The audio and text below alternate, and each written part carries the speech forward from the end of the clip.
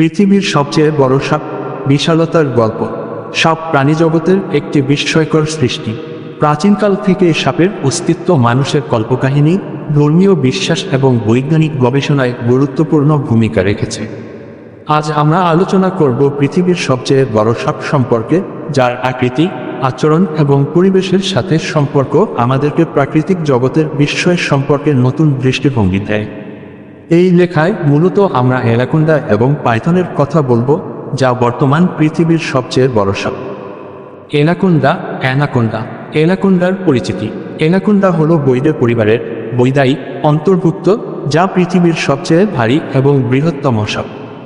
এটি দক্ষিণ আমেরিকার জলাভূমি এবং নদীগুলোতে পাওয়া যায়। মূলত 4টি প্রধান প্রজাতির অ্যানাকোন্ডা আছে, তবে সবুজ অ্যানাকোন্ডা, ইউনিকটেস মুরিনাস, সবচেয়ে বৃহত্তর এবং বিখ্যাত। শারীরিক বৈশিষ্ট্য। সবুজ অ্যানাকোন্ডা সাধারণত 20 থেকে 30 ফুট লম্বা হয় এবং এদের ওজন 250 কেজি পর্যন্ত হতে পারে। এটি একটি অজগরজাতীয় সাপ যা শিকারকে পেঁচিয়ে ধরে শ্বাসরোধ করে হত্যা করে। এর শক্তিশালী দেহ এবং তীক্ষ্ণ চোয়াল এদের প্রধান অস্ত্র। বড় শিকারের ক্ষেত্রে এটি শিকারকে জলাশয়ের কাছে নিয়ে যায় এবং ধীরে ধীরে পানিতে ডুবিয়ে শিকারকে পুঙ্খানুপুঙ্খভাবে গ্রাস করে। বাসস্থান এবং খাদ্যাভ্যাস। অ্যানাকোন্ডা সাধারণত দক্ষিণ আমেরিকার জলাশয়, নদী এবং জলাভূমিতে থাকে। এরা জলাশয়ের কাছাকাছি বাস করে এবং পানিতে চলাফেরায় অত্যন্ত দক্ষ। পানিতে লুকিয়ে শিকার ধরতে পারার ক্ষমতা এদের অন্যতম বৈশিষ্ট্য। অ্যানাকোন্ডার খাদ্য তালিকায় বড় বড় স্তন্যপায়ী প্রাণী যেমন হরিণ, ক্যাপিবারা এবং এমনকি কুমিরের বাচ্চা থাকে। বড় আকারের কারণে এদের খাদ্য প্রক্রিয়া খুব ধীরগতিতে চলে, ফলে একবার শিকার করার পর এরা দীর্ঘ সময় খাদ্য ছাড়াই থাকতে পারে। প্রজনন এবং জীববিজ্ঞান। অ্যানাকোন্ডা সাধারণত সরাসরি বাচ্চা দেয়, অর্থাৎ ডিম পারে না। গর্ভধারণের পর মেয়ে অ্যানাকোন্ডা প্রায় 6-7 মাসের মধ্যে বাচ্চা প্রসব করে। একবারে 20-40টি বাচ্চা হতে পারে। নবজাতক অ্যানাকোন্ডা স্বয়ংসম্পূর্ণ এবং জন্মের পরপরই শিকার করতে সক্ষম হয়, তবে বড় আকারের শিকার ধরতে পারা পর্যন্ত তাদের অপেক্ষা করতে হয়। পাইথনের পরিচিতি। পাইথন হল পৃথিবীর দ্বিতীয় বৃহত্তম সাপ, যা আফ্রিকা, এশিয়া এবং অস্ট্রেলিয়ার বিভিন্ন অঞ্চলে পাওয়া যায়। পাইথনের অনেক প্রজাতি আছে, তবে বার্মিথ পাইথন, পাইথন বিভিটাটাস এবং ট্রেটিকুলেটেড পাইথন, মালয়পিথন রিটিকুলাটাস সবচেয়ে লম্বা প্রজাতি হিসেবে পরিচিত। শারীরিক বৈশিষ্ট্য। পাইথন সাপগুলি 30 ফুট পর্যন্ত লম্বা হতে পারে, বিশেষ করে রেটিকুলেটেড পাইথন। এরা শক্তিশালী মাংসপেশি এবং সুতীক্ষ্ণ দাঁত বিশিষ্ট, যা শিকারকে পেঁচিয়ে ধরে শ্বাসরোধ করতে সক্ষম।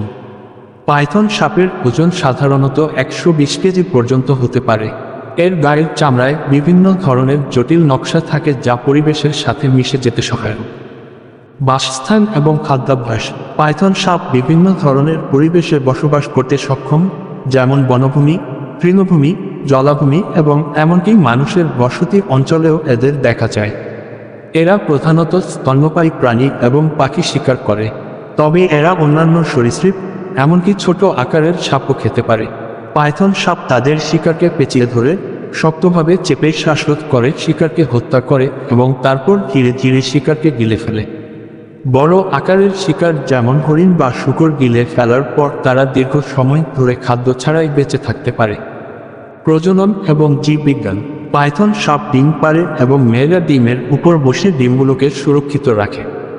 ডিম ফোটার পর মা সাপ সাধারণত বাচ্চাগুলোর যত্ন নেয় না, তবে নবজাতক সাপগুলো জন্মের পরপরই স্বাবলম্বী হয়ে ওঠে এবং তারা নিজেরাই শিকার করতে সক্ষম হয়। বড় পাইথন প্রজাতিগুলির প্রজনন প্রক্রিয়া বেশ জটিল এবং অনেক সময় লাগে। অ্যানাকোন্ডা বনাম পাইথন তুলনামূলক বিশ্লেষণ। সাপের বিশ্বে অ্যানাকোন্ডা এবং পাইথন দুটি অন্যতম শক্তিশালী প্রজাতি হিসেবে বিবেচিত হয়, তবে এদের মধ্যে কিছু গুরুত্বপূর্ণ পার্থক্য এবং মিল রয়েছে। 1. আকার এবং ওজন।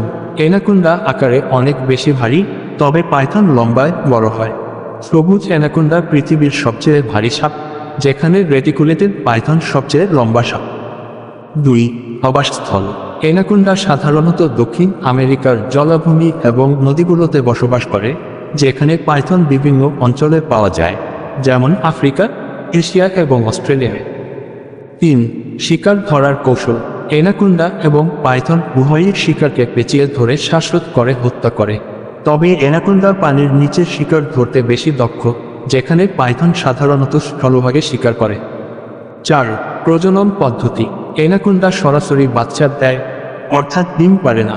অন্যদিকে পাইথন ডিম পারে এবং মেয়েরা ডিমের যত্ন নেয়। সাপের বিস্ময়কর দিক। সাপেরা পরিবেশের ভারসাম্য রক্ষায় গুরুত্বপূর্ণ ভূমিকা পালন করে।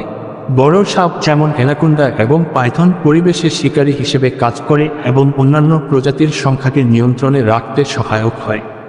এছাড়াও এদের খাদ্যাভ্যাস প্রাকৃতিক প্রক্রিয়ার একটি গুরুত্বপূর্ণ অংশ।